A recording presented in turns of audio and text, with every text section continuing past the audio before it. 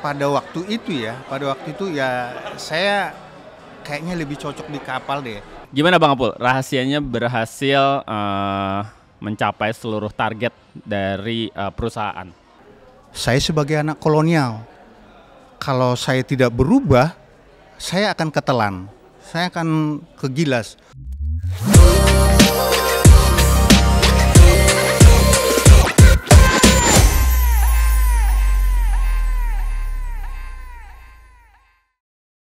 Hai Insan Pelni, ketemu lagi dengan saya Dito Papilanda di podcast obrolan Dek 7 Kesekretariatan Perusahaan. Dalam edisi Rapim kali ini kita kedatangan narasumber kedua, Bang Apul, Kepala Cabang Maumere. Selamat siang Bang Apul. Selamat siang Mas Dito. Sehat Bang Apul? Puji Tuhan. Siap, kita culik dulu Bang Apul di sela-sela rapat di dalam ya Bang Apul? Betul. Oke, Bang Apul, jauh-jauh dari Maumere. Dan kalau aku lihat profil sedikit nih, di sesi pertama kita bahas sedikit profil Bang Apul. Kita mulai dari nama lengkap dulu nih. Namanya agak panjang. Kalau teman-teman Insan Pelni lihat di portal Pelni One, nama lengkapnya adalah D. Apul Gervasius N. Oke, D sama N-nya apa nih Bang Apul? D-nya itu Daulat, N-nya itu marga saya Naibaho. Naibaho. Betul. Oh, Daulat Apul Gervasius Naibaho. Naibaho ini di mana nih tepatnya? Naibaho itu adalah marga dari Sumatera Utara bagian Tapanuli. Oh, Tapanuli. Ya, Pangururan namanya. Oke, Abang Medan, asli Medan ini ya. Betul, asli Medan. Bang Apul sendiri masuk pertama kali di Pelni 1991. Betul. Saat itu dari level apa tuh Bang Apul? Dari level saya masuk di kapal sebagai tamtama. Tamtama ya? Betul. Kapal apa pertama kali? Kapal KM Serimau. KM Serimau. Sekarang masih ada kapalnya ya? Masih ada. Masih ada. Dan sejak itu kapal apa aja Bang Apul pernah bertugas? Sudah hampir semua. Kelimutu, Tidar, Dobon Solo, Gunung Dempo, Lambelo, yang terakhir KM Labobar. Seluruhnya kapal penumpang Bang ya? Betul, seluruhnya. Sebelum akhirnya dirotasi atau mutasi ke kantor pusat. Betul. Jadi posisi terakhir di kapal apa tuh Bang Apul? Jenang ya. Berarti udah biasa ngurusin makanan ribuan penumpang nih. Betul, ngurusin makanan dan ngurusin tetek bengeknya pelayanan lah, bagian pelayanan. Betul. Bang Apul kalau nggak salah Protestan apa Katolik? Saya Katolik. Oke, Katolik. Kenapa di foto Pelni One-nya pakai pakai peci nih? Ini Soekarno apa bagaimana nih? Tidak ada yang salah menurut saya, karena topi itu tidak menunjukkan bahwa yang menggunakan peci itu Muslim. Ya? Betul sekali. Saya merasa bahwa itu adalah topi nasional. Identitas keindonesiaan ya. Kebetulan bapak kami sendiri pegawai negeri, dan setiap acara-acara resmi beliau menggunakan peci. Luar biasa, identitas nasional tidak perlu diragukan Bang Apul ya. Siap. Bang Apul, kalau kita boleh sedikit flashback ke pengalaman Bang Apul sebagai jenang, itu berarti dari 91 sampai tahun berapa? Saya berlayar jenang tuh? itu berlayar dari 91 sampai 2011. Saya sempat ditarik ke darat sampai 2014 saya nyerah. Saya merasa melihat karir saya tidak berkembang. 2014. Akhirnya saya waktu itu mengajukan untuk kembali berlayar. Saya diberikan waktu itu untuk berlayar lagi. Waktu itu reason saya bahwa saya sudah cukup tua dan saya melihat tidak ada perkembangan saya di darat. Waktu itu saya masih ditawarin untuk membantu di personalia, mengurus para jenang. Saya bilang, aduh mohon maaf, saya sudah nggak mampu. Artinya bukan tidak mampu ya, kayaknya tidak berkembang begitu. Lalu ditawarkan lagi untuk sekolah di Singapura untuk meningkatkan ilmu hospitality waktu itu oleh Bapak Dirut Pak Japarin pada waktu itu. Dan saya mohon maaf Pak Dirut, saya sebaiknya berlayar aja. Apa alasannya? Karena kalau saya berlayar, saya bisa ketemu kontinu dengan keluarga gitu loh. Sekali 2 minggu saya ketemu. Bisa di mana ketemu itu? Di Surabaya. Oh, Surabaya. Iya betul. Oke, akhirnya diizinkan oleh Bapak Pak Japarin sewaktu itu. Jadi sempat di darat itu berapa tahun? Sempat di darat 3 tahun, 3 tahun 2011 sampai 2014. Sampai akhirnya Bang Apul merasa, aduh kayaknya nggak pas nih kalau Bang Apul di darat ya. Betul. Itu kan butuh keberanian sendiri ya untuk mengungkapkan hal seperti itu ya. Benar. Bang Apul saat itu ada kekhawatiran nggak ketika harus berani mengatakan bahwa Pak izin, mohon maaf, tapi kayaknya saya nggak pas di posisi yang saat ini gitu ya. Betul. Saya memang mengumpulkan kekuatan penuh untuk berani maju menghadap beliau. Karena Bang Apul waktu itu kan di Peljas ya? Di Peljas. Dengan pengalaman lama di kapal, terus harus turun ke darat, mungkin berjibaku dengan administrasi, SOP segala macam. Tapi ternyata Bang Apul jiwanya tuh di kapal ya Bang? Pada waktu itu ya saya kayaknya lebih cocok di kapal deh. Karena waktu di darat pun waktu itu saya pekerjaan pokok saya itu hanya memeriksa buku aja, memeriksa buku-buku gitu loh, memeriksa laporan dari teman-teman dari kapal. Jadi nggak berkembang nih. Akhirnya saya putuskan untuk minta ke laut lagi. Oke, luar biasa memang. Untuk ambil keputusan itu sesuatu yang berat, tapi itu harus dilakukan Bang ya? Iya, betul. Kalau Bang Apul sendiri, selama Bang Apul berlayar, itu kurang lebih sekitar dari 91 sampai 2011? 21 ya. 21 tahun. Itu ada pengalaman apa Bang? Mungkin yang seru, yang mungkin tidak terlupakan, pengalaman dengan penumpang kah? Atau dengan nakoda kah? Atau dengan teman-teman sesama ABK yang mungkin terkenang sekali gitu Bang Apul? Iya. Dalam masa saya berlayar itu terjadi perubahan-perubahan ya, perubahan yang sangat cepat. Kalau zaman kami, waktu kami itu masih tamtama itu melihat perwira, bintara perwira itu sangat hormat sekali, sangat takut, jauh gapnya gitu, sehingga pada saat itu yang membuat kami bersemangat lagi untuk melanjutkan pendidikan lagi supaya bisa seperti para perwira tersebut. Nah, itu. Lalu pengalaman-pengalaman lain kami mengalami pasca adanya masalah-masalah di daerah yang kami lalui, di mana di sana terjadi konflik. Ini sangat sementara konflik dari dua belah pihak dan sementara kita harus berdiri di tengah sebagai pegawai di atas kapal, kita harus berdiri ini di tengah. Ini spesifiknya pasti perang Ambon ya? Ada dua, ada Ambon dan ada juga Timur-Timur, Dili waktu itu. Ya, betul. Pengalaman spesifiknya seperti apa Bang Apul? Karena aku beberapa kali mendengar cerita tentang peran kapal Pelni di perang Timur-Timur maupun Ambon tuh cukup menakutkan tapi sekaligus heroik gitu ya. Ya betul. Memang sebenarnya agak sulit juga untuk diceritakan. Bahkan kita pada waktu itu, kita yang di kapal aja yang beda agama bisa saling curiga, Ya, untunglah pemimpin kita pada waktu itu perwira, nakoda memberikan kekuatan kepada kita supaya tetap bersatu, jangan terpengaruh dengan isu-isu atau berita-berita hoax, sehingga ya dengan advis dari para pemimpin kita itu kita jadi kembali bersatu. Kalau enggak, bayangkan dari satu pihak menceritakan keburukan yang lain, demikian juga yang lain menceritakan keburukan yang satunya, sehingga memang kita itu sempat menjadi dua bagian di dalam kapal ya. Di dalam kapal, padahal sama-sama pekerjaannya. Kapal apa itu kalau boleh tahu? Waktu itu Dobon Solo. Iya betul. Meskipun kan kapal itu berpindah-pindah kan, sebenarnya tetap berlayar normal kan. Ada masa di mana perubahan yang harusnya kita sandar di pelabuhan ini akhirnya dipindahkan ke pelabuhan ini dalam satu daerah ya. Misalnya di Ambon waktu itu. Yang harusnya kita sandar di Yosudarso akhirnya dipindahkan ke pelabuhan Angkatan Laut. Untuk faktor keamanan. Keamanan, tentunya keamanan, betul. Nah, pada saat itu kita kan harus adil. Bukan karena saya Katolik lalu saya harus pro kepada kaum Obed, kan nggak begitu. Jadi kita harus memang bisa menetralkan, siapapun harus kita tolong.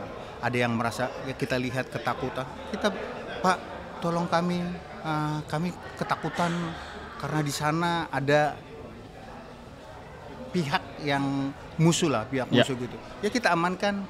Oh di sini aja Bu, di sana aja Pak, tenang di sini ya. Nah di lain pihak juga kalau kita kan bisa melihat yang mana, oh ini berbeda, oh yang ini, udah orang ini yang penempatannya, udah biarin aja di sebelah ini mereka yang berbeda ini supaya tidak terjadi konflik lagi. Jadi siapapun yang membutuhkan mencari perlindungan ke kapal Pelni, Betul, kita harus- sediakan ya, perlindungan itu, sediakan. Pak. Betul. Jadi tanpa melihat terjun ke dalam konflik itu ya. Betul. Justru kita harus bisa menjadi penengah supaya di dalam kapal ini bisa aman tenteram. Tapi pada saat konflik itu terjadi, apakah ada kejadian yang dikhawatirkan atau yang banyak terjadi di luar kapal kah? Di luar kapal Di luar jelas. kapal. Di kita dalam lihat- kapal nggak ada ya? Di dalam kapal. Nggak ada. Jelas kita lihat sendiri.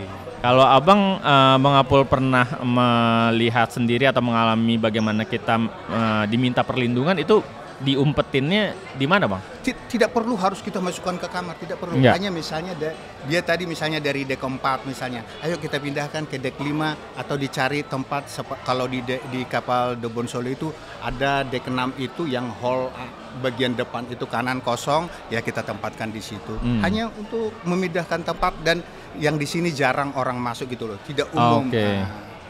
Dan pada saat bersamaan juga ada dari pihak lain juga Yang lain meminta juga, perlindungan yang ya? lain juga ya begitu juga.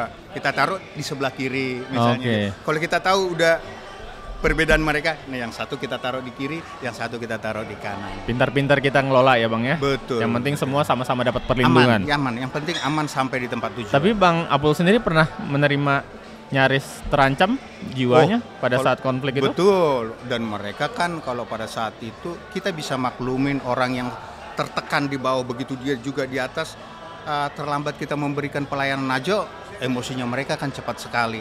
Ya, tapi kita ya harus sabar. Kita harus sabar. Sampai ada terima ancaman Bang Apul ya? Udah biasa, itu udah biasa. Udah Biasa biasa ya? terima ancaman, udah biasa. Ya.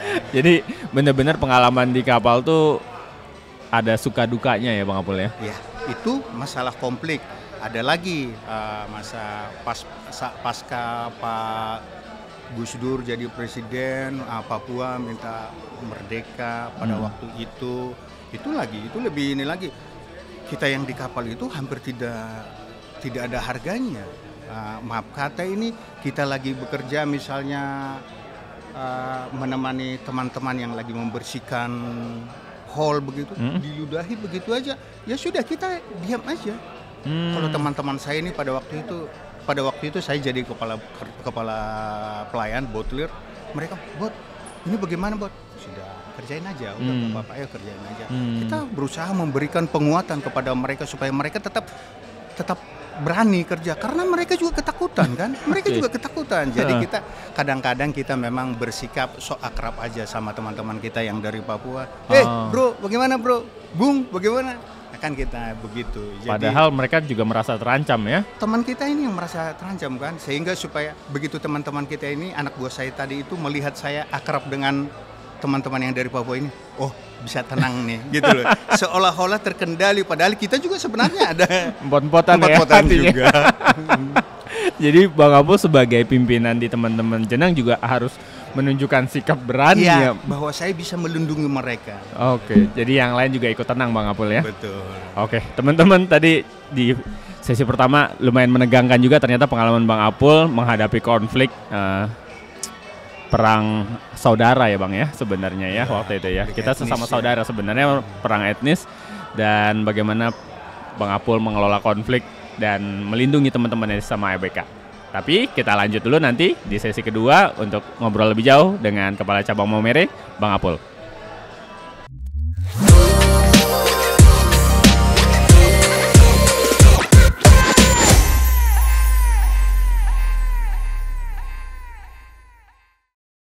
Hai Insan Melni, kita masuk ke sesi 2 edisi khusus Rapim, Rapat Pimpinan PT Pelni Persero di semester 1 tahun 2025. Sekarang masih bersama dengan Bang Apul, Kepala Cabang Maumere, datangnya kota ND. Oke Bang Apul, kemarin Bu Deka mengapresiasi secara langsung beberapa cabang yang berhasil menunjukkan seluruh komponen capaian hijau, mulai dari pasasi, muatan, keagenan, lifestyle, hingga pengusahaan aset. Maumere berada di posisi 3 teratas dari cabang yang berhasil membukukan laba di seluruh komponen yang tadi sudah disebutkan bersama Tanjung Pinang dan Kaimana. Betul Bang Apul? Betul. Selamat dulu nih. Aduh, rasanya bisa tersenyum di Rapim kali ini ya. Gimana Bang Apul? Rahasianya berhasil mencapai seluruh target dari perusahaan. Baik, yang pertama saya merasa senang dan bangga pada saat dibacakan oleh Bu Deka pada waktu itu. Luar biasa. Iya, itu buat saya itu merupakan penghargaan. Nah, upaya-upaya yang kami lakukan tentulah tidak berbeda dengan teman-teman di cabang lain. Kalau di cabang kami tercapai semuanya, satu, keberuntungan, dua, tentu kerjasama antar tim, lalu yang ketiga support dari pusat maupun dari kapal. Nah, kalau upaya-upaya secara khusus ya hanya usaha aja, usaha kompak. Kalau untuk muatan misalnya ya saya khusus ya sampaikan karena ada masalah juga di sini sebenarnya. Ya kami sesuai dengan instruksi Direktur WAB supaya pada saat bookingan ini kita verifikasi sesuai kesesuaiannya dengan di manifest sehingga di pelabuhan tujuan dia pada saat diverifikasi aman sesuai. Nah, lalu yang tidak kalah penting tentu canvassing kami kepada para shipper, lalu untuk keagenan untuk para prinsipal kami rajin mendatangi para prinsipal kami di sana ada Meratus. Oh, saya mau ceritakan tentang Meratus ini. Sesungguhnya Meratus ini punya cabang di sana, punya cabang di Maumere. Tapi kenapa pekerjaan pengurusan clear and out-nya mereka dikasih ke kita, diberikan ke kita? Padahal mereka bisa urus sendiri ya? Mereka bisa urus sendiri. Tapi menurut kami di samping hubungan kami yang baik, mungkin mereka merasa lebih beruntung kalau kami mengurus, tidak terlalu banyak masalah yang timbul. Kalaupun ada misalnya masalah sertifikasi mereka, kami siapkan, kami bantu untuk koordinasi dengan instansi terkait. Mungkin itu yang sehingga mereka tetap memakai kita. Oke, kalau canvassing sendiri itu kan berarti mengunjungi calon potensial klien gitu ya. Betul. Ada target nggak dari Bang Apul untuk teman-teman di kantor cabang? Lo setiap minggu harus sekian nih jumlah kunjungannya. Kebetulan bukan staf saya yang berkunjungi, langsung saya. Oh, langsung Bang Iya, Apul. kebetulan saya Door to door, turun gunung. Betul. Tapi saya ajak supaya suatu saat, karena saya juga sekaligus mengkader para milenial ini supaya pada saat saya sudah tidak ada mereka juga punya kompetensi hal tersebut. Oke. Dan Bang Apul sendiri di Maumere udah berapa tahun? 2 tahun. 2 tahun Ya betul. 2 tahun. Jumlah kapal call berapa kah? Jumlah kapal call rata-rata 12 sampai 14 kapal penumpang. 12 sampai 14 ya. Lalu 3 untuk kapal perintis. Kapal rede bisa 4, bisa 8 dalam satu kapal bulan. tol laut? Kapal tol laut nggak ada ya? Iya, betul. Jadi kalau cuma 14 call sebenarnya. Dan dari sisi RKP tahun 2024 cabang Maumere ditargetkan 19M. Betul. Tapi Bang Apul berhasil membukukan 22M atau dengan capaian 112% Bang ya. 112%. Kalau anggapan selama ini sebenarnya kalau aku sering ngobrol-ngobrol sama teman-teman kepala cabang bahwa pendapatan khususnya untuk pasasi itu sangat ditentukan oleh penetapan employee dari kantor pusat, benar ya, kurang lebih ya. Iya betul. Tapi Bang Apul bisa membuktikan bahwa cabang Maumere tidak tergantung capaiannya hanya dari pasasi nih, betul? Betul. Tapi saya harus sampaikan yang di pertama tadi yang saya bilang keberuntungan, ini yang saya bilang keberuntungan itu. Apa itu? Seperti yang disampaikan oleh teman-teman itu kan tergantung call-nya. Nah, saya kebetulan ya dapat call yang cukup, di samping call yang cukup, saya memanfaatkan pada saat-saat ada dispensasi, di situ saya harus genjot betul. Nah, jadi mungkin VV yang dari pusat mungkin ya sering menerima telepon saya karena saya harus minta. Yang paling sering nih ya. Iya, karena memang pada saat ada dispensasi ini peluang saya untuk mengejar target bahkan untuk mencapai melalui target. Oke, seperti tema Rapim kita kali ini ya, Beyond. Betul. The Target. Beyond the Target. Kalau tantangannya sendiri, Bang Apul, kalau di cabang Maumere dari sisi tadi kan non-seatnya atau dispensasi cukup tinggi ya permintaannya ya. Betul. Sebenarnya kebutuhan kapalnya sendiri atau permintaan masyarakat di sana seperti apa? Kalau kami sering tukar pikiran dengan KSOP di sana, dengan termasuk dengan disubnya, sebenarnya dari jumlah kapal itu kalau disesuaikan dengan seatnya aja memang kurang, Ya, jadi kita tahu sendirilah daerah-daerah di daerah NTT itu kan masih kepulauan, kepulauan. Jadi lebih banyak menggunakan moda laut ya, moda laut. Jadi ya itu tadi. Sekali keberangkatan berapa tuh? Sekali berangkatan rata-rata kalau dia udah dari arah NTT ke arah Barat? Sulawesi, Sulawesi sampai Kalimantan itu rata-rata di atas 700. Di atas 700. Ya, dari seat yang tersedia berapa? Kadang-kadang 300 sudah habis dia. 300 katakan 500 sudah habis. Ya. Berarti 400 harus minta nambah gitu ya. Betul. Tapi di akhir-akhir ini kan kami agak lebih bersemangat juga untuk menggenjot mengarahkan kepada masyarakat untuk menggunakan aplikasi. Karena kami sampaikan siapa cepat dia dapat loh. Okay. Jadi kami sampaikan melalui spanduk-spanduk supaya lebih beli tiket apabila sudah fix keberangkatannya silakan langsung beli tiket bila perlu 2 minggu sebelumnya, 3 minggu sebelumnya. Kapal apa favorit di sana? Favorit Siguntang, Siguntang. Ya. Siguntang pun masih cukup banyak permintaan untuk dispensasi ya. Banyak permintaan. Kapal tipe 2000 padahal kapal tipe 2000 betul. Jadi kami sangat bersemangat untuk menggenjot Pelni Mobile ini. Kami sendiri pencapaian kami itu meskipun ini baru semangatnya baru, tapi kami udah mencapai 20% untuk Pelni Mobile ini. Menurut kami itu keberhasilan yang meskipun tidak wah, tapi prospeknya besar dan saya yakin ke depannya bisa lebih besar lagi ya.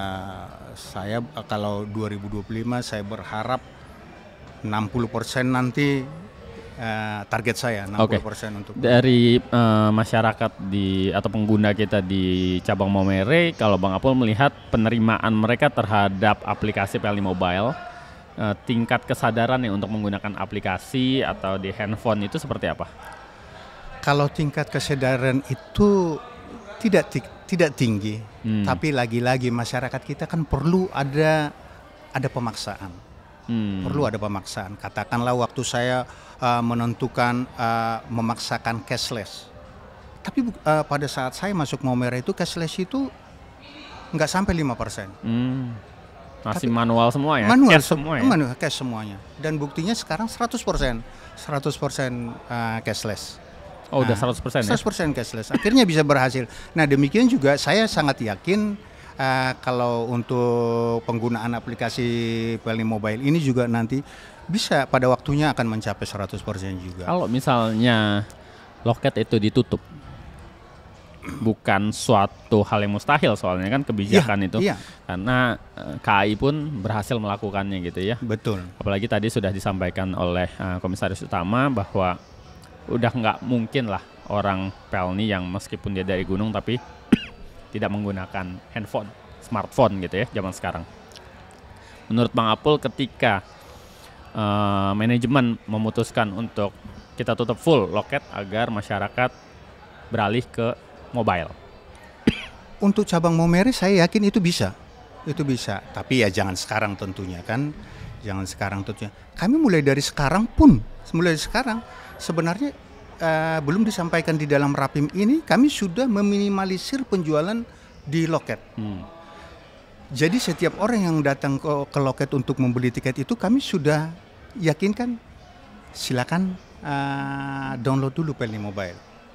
Kalaupun dia tiket non-seat, kami sampaikan dulu silakan di-download dulu, baru kami layani dia di loket. Jadi memang saya ada trik-triknya gitu ya. Kalau Mas Dito melihat untuk pencapaian referral Pelni Mobile bulan Januari, mungkin saya mendapat nomor 1. Oke. Kenapa? Saya harus menerapkan itu. Jadi saya jaga di depan loket. Saya duduk di samping security untuk melayani masyarakat yang membeli tiket. Silakan. Dan saya menawarkan referral saya tentunya. Saya tulis di meja, silakan ya, tulis ini referralnya nanti. Saya layanin semuanya. Luar biasa. Nah, dan saya arahkan betul ke Pelni Mobile. Jadi mau nggak mau, memang mau apapun caranya sebisa mungkin mereka mendownload Pelni Mobile dulu ya. Betul. Mau mereka menggunakan saat itu atau enggak ya. Yang penting mereka tahu kita punya produk Pelni Mobile. Betul, itu ya. Siap. Bang Apul, untuk Maumere sendiri saat ini kesulitan yang Bang Apul temukan mungkin di lapangan seperti apa Bang Apul? Kesulitan di lapangan tentunya banyaknya media, LSM, ya. Tantangan sebagai pimpinan wilayah Pak ya. Jadi kita memang betul-betul dipantau dan kita tidak boleh salah. Nah, tapi kita sebagai manusia kan nggak mungkin salah, nggak mungkin tidak salah. Jadi memang kita perlu pendekatan kepada mereka, pada media LSM ini. Karena kalau kita mau tidak melayani mereka, baris tidak lurus saja bisa jadi masalah. Baris tidak lurus saja bisa jadi masalah. Ya? Iya betul, langsung diekspos. Oke, galak berarti nih ya LSM di Maumere ya. Kita bilang kalau dibilang galak juga tidak, tapi memang selalu perlu pendekatan dari kita kepada mereka, betul. Ya. Oke. Dan selama ini Bang Apul nggak ada kesulitan ya? Sejauh ini berjalan aman. Pernah ada satu case yang sampai ke pusat masalah waktu saya di KM sini. Nah itu coba bayangkan, tidak ada masalah. Tangga mulai naik, lalu saya suruh stop dulu, penumpang saya stop dulu, kita geser dulu, kita rapikan dulu tangga ini, kita ikat supaya betul aman, baru penumpang turun lagi. Kalau Mas Dito mungkin ngikutin beritanya pada waktu itu seolah-olah, tangga lepas. Padahal saya jelas di situ, saya jelas di foto mereka tersebut pun saya ada di situ jelas. Saya yang merapikan talinya gitu loh. Tapi dibilang lepas tangga ya? Yang itu membahayakan keselamatan itu ya. Betul. Nah, itu aja kan agak bagaimana begitu. Padahal teman-teman media itu saya beritahu. Kok ada saya dapat berita begini? Siapa yang ngirim berita? Tidak ada memang yang ngaku. Karena memang kalau nggak salah itu kan dari Metro TV ya. Sementara di sana tidak ada kontributor Metro TV. Nah, saya juga bingung. Ajaib ya. Ya, tapi ya itu bagaimanapun makanya kita berusaha untuk melakukan hal-hal terbaik sebisa mungkin jangan udah bener aja bisa salah ya. Udah betul, bener aja bisa salah kalau di media tuh. Betul. Itulah trik-trik jadi pimpinan wilayah, pasti ada aja gangguan-gangguan ya Bang Apul. Siap. Insan Pelni kita sudah selesai di sesi kedua. Nanti kita akan lanjut lagi bersama Kepala Cabang Maumere, Bang Apul, di sesi ketiga.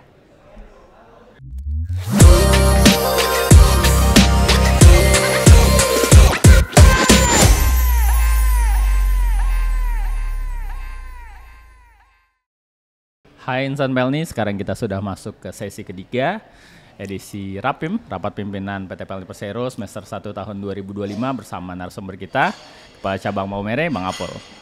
Bang Apul, tadi di sesi pertama kita sudah sedikit ngobrol tentang pengalaman Bang Apul selama di kapal, terutama kengerian-kengerian Bang Apul menghadapi konflik-konflik di beberapa daerah tahun 99 ya Bang Apul? Betul. Terus di sesi kedua kita tadi sudah sedikit ngobrol tentang capaian kinerja cabang Maumere selama 2 tahun Bang Apul ada di sana menjabat sebagai kepala cabang. Dan mungkin di sesi ketiga ini kita sedikit menggali inspirasi dan aspirasi karena Bang Apul sendiri sekitar 21 tahun berlayar Bang ya? Betul. Dan sempat merasakan pekerjaan darat selama sekitar 2 tahun. Meskipun Bang Apul merasa passionnya ada di atas kapal gitu. Bang Apul gimana tuh? menghadapi atau mengelola konflik batin lah ya, katakan ketika kita nggak puas dengan apa yang kita dapat saat ini, terutama di bidang pekerjaan gitu. Baik, sebelumnya mungkin perlu saya sampaikan setelah saya kembali berlayar, lalu pada 2016 saya diminta lagi untuk ke darat. Oke. Diminta pada waktu itu sebenarnya saya bilang, enggak lah Pak, saya sudah lebih nyaman di kapal. Tapi surat mutasi udah turun, tidak siapa yang bisa menolak. Betul. Akhirnya saya jalanin. Saya di kantor pusat. Selama di kantor pusat itu ya saya sebenarnya dijanjikan posisi. Waktu saya mau ke darat itu dijanjikan posisi. Tapi akhirnya pada saat saya di darat pun itu nggak dapat. Posisi yang dijanjikan itu tidak jadi diberikan. Tapi ya saya merasa nggak apa-apa. Yang penting saya bekerja, kan begitu. Kita sudah memang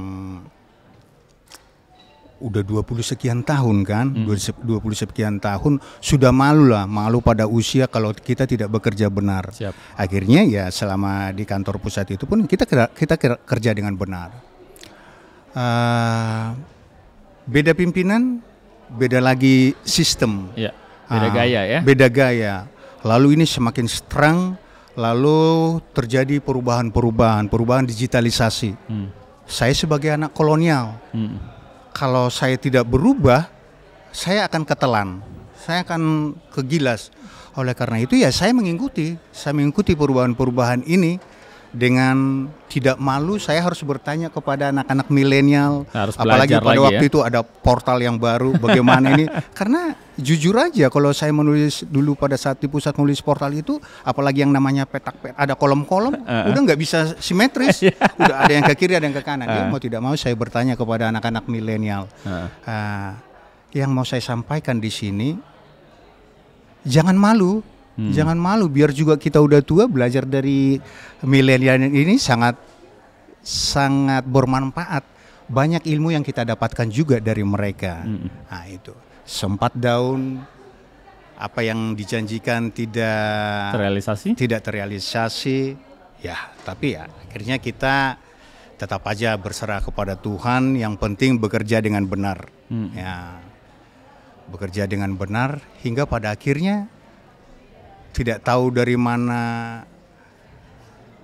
informasi tiba-tiba saya diberikan promosi untuk menjadi kepala cabang. Luar biasa. Itu gimana tuh rasanya waktu mendengar Bang Apul dipromosikan? Karena posisi terakhir sebelum sebagai kepala cabang itu SPV di Peljas ya Bang ya? Di Peljas. Kak, itu kan lompatan karir lah. Betul. Bisa dibilang dari SPV langsung lompat jadi kepala cabang gitu kan? Iya. Luar biasa ya, amazing betul. Apakah doa seorang istri atau doa anak-anak? Ya, pastilah itu, pasti doa istri, doa keluarga, doa ibu dan keluarga. Saya pikir begitu. Saya sempat ngeluh kepada keluarga, karena, waduh, saya sudah mau nyerah sebenarnya. Tapi atas saran keluarga, kalau menyerah, ya sudah selesai, tidak ada apa-apa lagi. Tapi kalau jalan saja. Lakukan. Peluang itu ada, tapi kalau menyerah berhenti, ya sudah tidak ada lagi. Betul. Nah begitu. Jadi lakukan saja, lakukan yang terbaik. Pasti ada peluang. Nah, amazing dapat promosi seperti itu luar biasa. Tapi jangan salah, itu juga kan jadi beban. Ya. Itu beban yang luar biasa. Beban moral, beban tanggung jawab. Moral, tanggung jawab. Saya harus pastilah banyak yang bertanya-tanya. Apul itu bisa apa sih? Nggak pernah di cabang. Betul. Iya kan? Pasti. Tapi kan lama di kapal ya? Lama di kapal. Passionnya di kapal. Nah ini jadi beban. Karena ini jadi beban, saya juga harus belajar.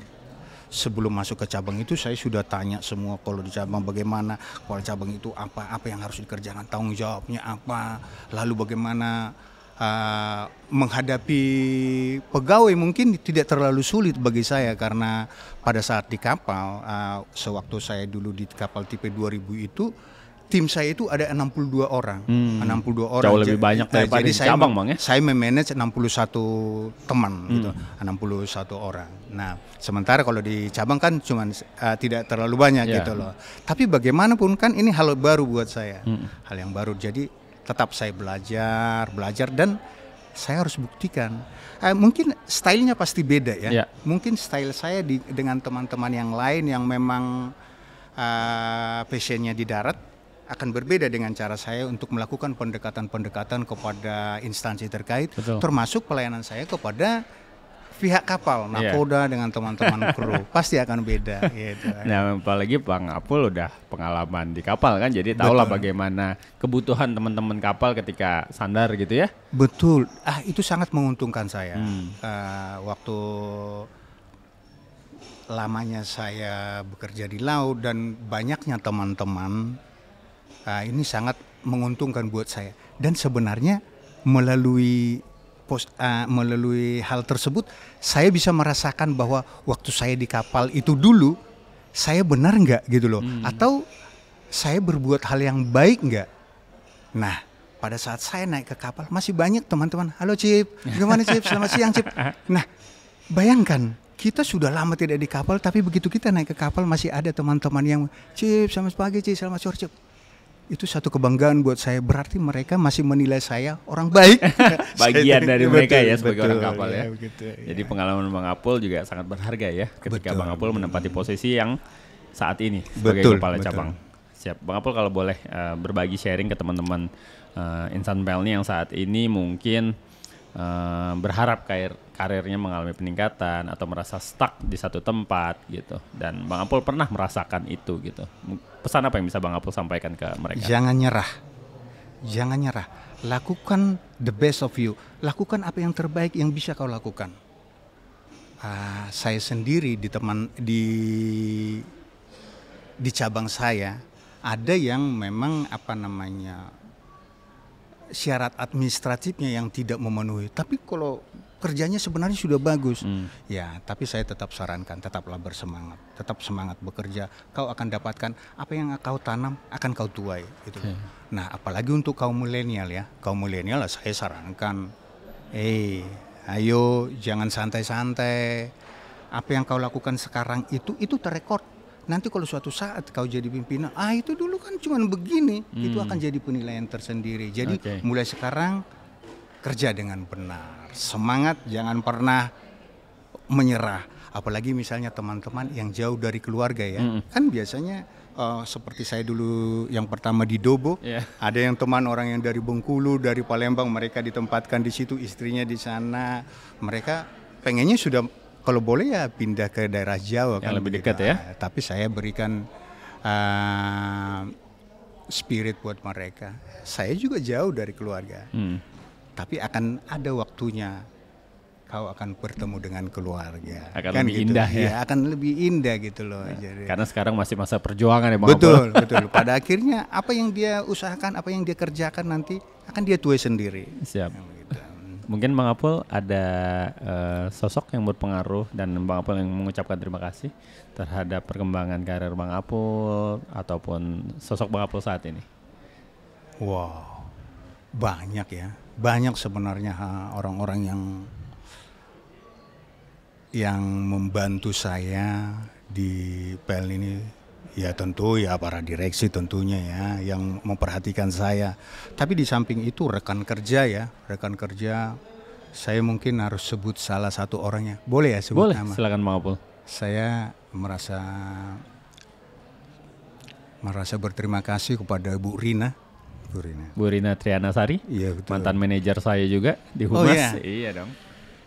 Banyak hal yang saya belajar dari beliau, idealismenya, dedikasinya, dan beliau yang mengajarkan kepada saya untuk jangan macam-macam. Karena saya pernah bekerja sama dengan beliau, asli beliau itu tidak ada macam-macam. bengkok dikit pun tidak, lurus betul, luar biasa.